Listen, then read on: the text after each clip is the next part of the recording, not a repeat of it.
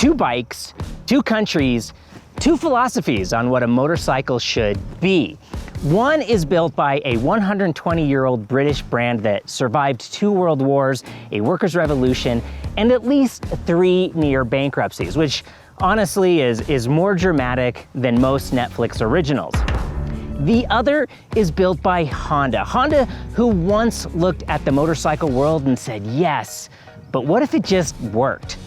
This is the Triumph Trident 660 versus the Honda CB650R E-Clutch. And like most great rivalries, the Beatles versus the Stones, Ford versus Ferrari, this one has history, deep, painful, glorious history. Oh, and before we dive in, I'm giving this Triumph away. Yes, this one. You still have time to enter, but not much. The giveaway ends on June 26th at midnight. Details at fanofthem.com/canyonchasers or down in the description. Okay, so now history. The year is 1968, the Vietnam War, the Berlin Wall, and a man is about to walk on the moon. The British motorcycle industry unveils the Triumph Trident, their first 3-cylinder motorcycle, 58 horsepower, 115 miles per hour. The sporting motorcycle of its era. The press releases were written, the champagne was chilled, the future was British. And then 4 weeks later, Honda showed up with the CB750. 4 cylinders, electric start, a front disc brake, oil tight, lower price. I mean, the thing could be ridden to the moon and back with a toolkit the size of a pencil case.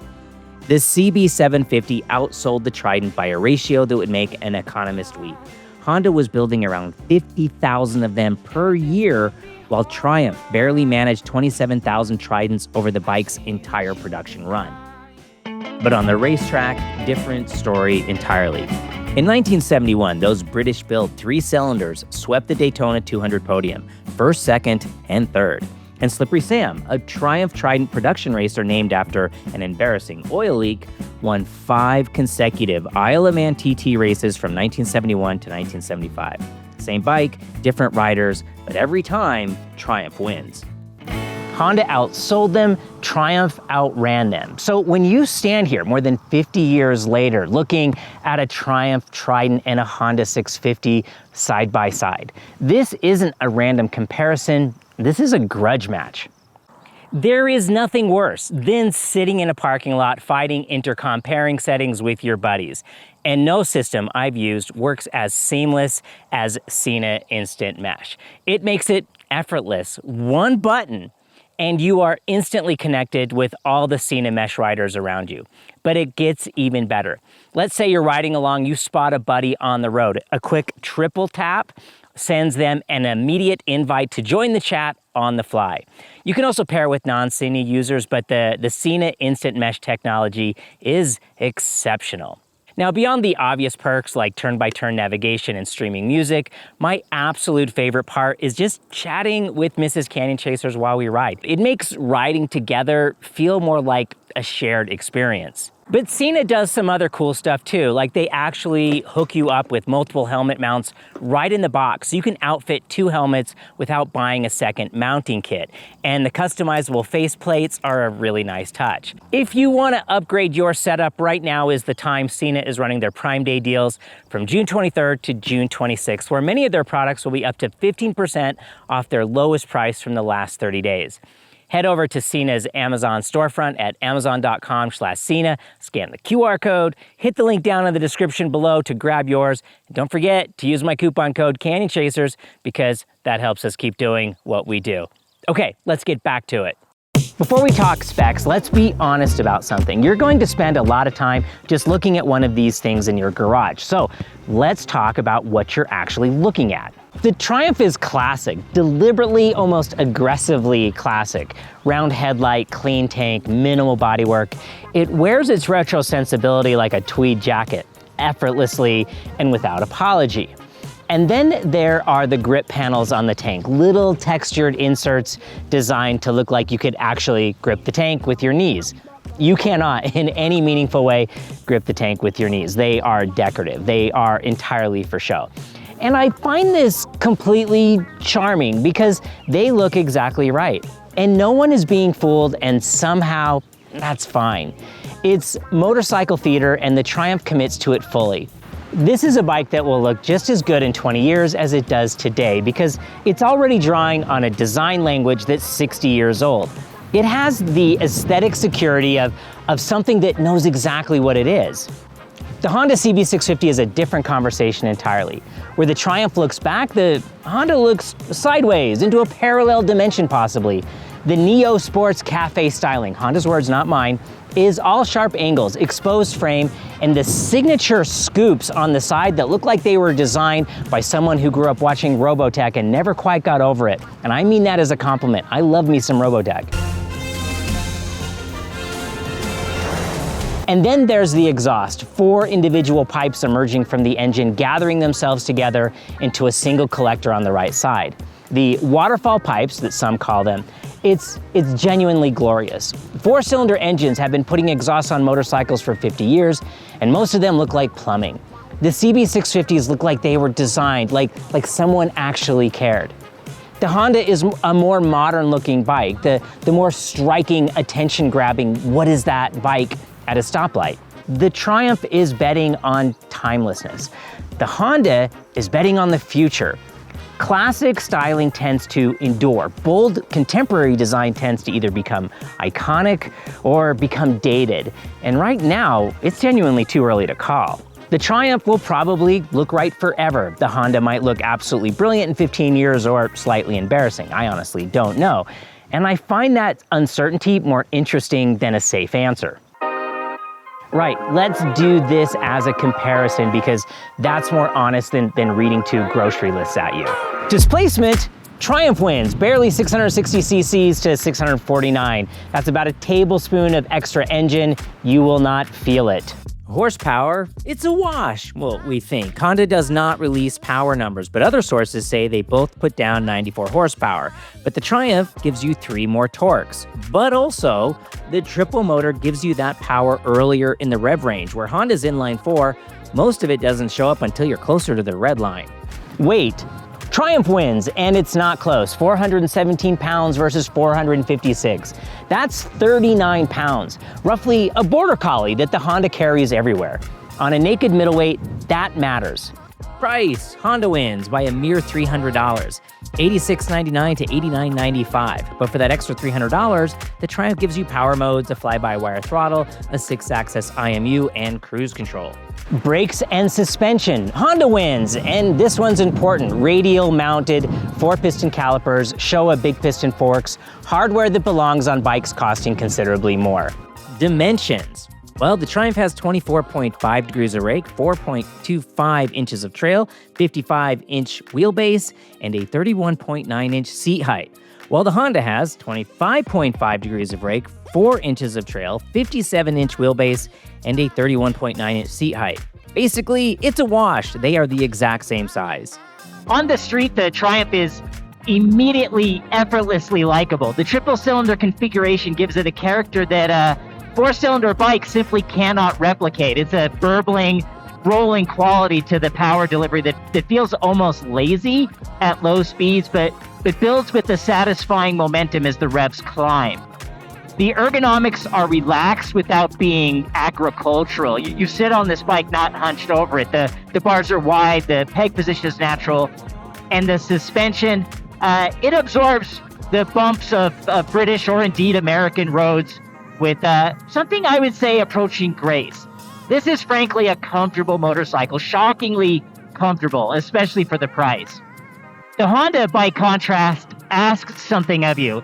At normal speeds, it's composed, almost aloof, like a concert pianist who's perfectly happy to play chopsticks, but you can tell that's absolutely not what they came here to do. You basically ride the Triumph where you negotiate with the Honda.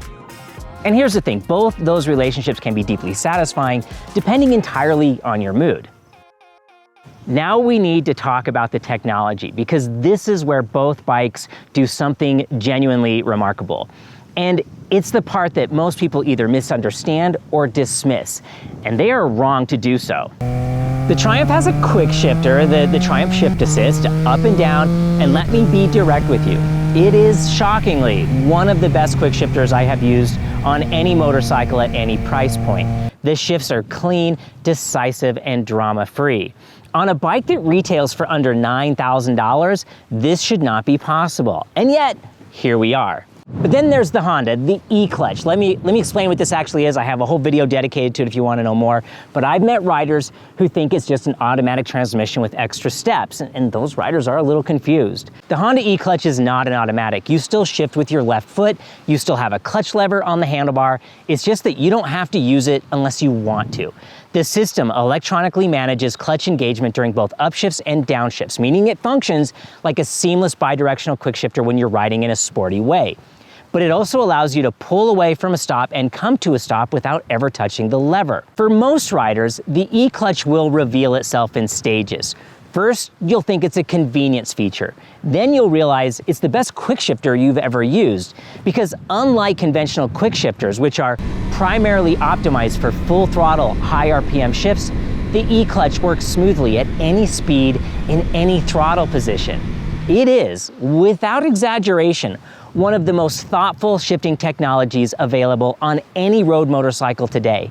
And it comes on a mid-range naked bike. Honda didn't just give you a trick gearbox, they quietly rewrote the manual on what a motorcycle clutch is for. Next, I took both bikes to the track. And this is where the relationship between rider and machine becomes a little more honest. Now, the Triumph on track is an absolute delight right up until the moment you find its limits. And here's the thing, you find those limits relatively quickly. Not because it's a bad track bike, it's genuinely excellent, but the lighter weight and the Michelin Road 5 tires on stock suspension, you reach the edge of what it's offering, and then the conversation is over, like you've read the whole book. Now, on a track day, that actually makes the Triumph more fun for more riders, for more of the session anyway. You're always near the limit, always getting that feedback, always feeling like a hero. Whether the stock tires deserve some of the credit or blame for that feeling is a legitimate conversation. The Honda, however, is a different beast altogether. At different track speeds, it feels underwhelming. The inline four is polite, the weight is noticeable, and you're thinking, is this it? And then you spin this engine up past 8,000 RPM, point at the exit of a corner, and everything changes. The Honda reveals, above its mid-range, a different personality entirely. It's aggressive and sharp and with brakes and suspension that are clearly specified for this kind of riding. I mean, the Showa big piston forks and radial mount 4-piston Nissan calipers are hardware you'd find on bikes costing considerably more. The Honda's limits are further away. The road to finding them is longer and frankly, quite a bit faster. Which means, on track, it rewards commitment, a little bit of bravery, and rev-happy confidence in equal measure. Basically, the Honda is the better track tool, the Triumph is the more fun track companion. So here's where we land. The Triumph Trident 660 is the more fun motorcycle to ride. I will say that without hesitation. It's more comfortable, it's more compliant on real roads. The triple engine has a character and personality that the 4-cylinder Honda simply cannot match in everyday riding. The Quickshifter is extraordinary for the money. With cornering ABS cruise control and shift assist all included at the same price, it's almost offensively good value. If you're buying one bike to ride regularly, to commute, to explore, to take on a Sunday road and remind yourself why you got into motorcycles in the first place, the Triumph is the bike to choose every time. The Honda CB650 E-Clutch is the more capable motorcycle. Better brakes, better suspension hardware, and the E-Clutch technology is genuinely a preview of where motorcycling could be going. The problem, if you can call it that, is that the Honda only fully reveals itself when you're willing to work for it, to rev it hard, to push the suspension, to commit. And that's not necessarily a character flaw, it's more of a design philosophy. Honda built a tool that rewards effort. Triumph built a companion that rewards presence. In 1969, Honda outsold the Trident by a ratio that would make an economist weep. The CB750 was reliable, affordable, and utterly sensible. The Trident was faster, better on track, and slightly difficult to live with. 56 years later, remarkably, the dynamic hasn't entirely changed, but slightly flip-flopped. The Honda will probably serve you better. The Triumph will probably make you happier, so buy accordingly. So speaking of which one to take home, this one could be in your garage soon. Remember, I'm giving this Triumph away in this state with the Zard pipe, with the ECU flash tune, with the Chigee AIO-6 with SR1 blind spot monitoring. I just changed the oil, set the tire pressure. It's ready for you to chase down your own local canyons.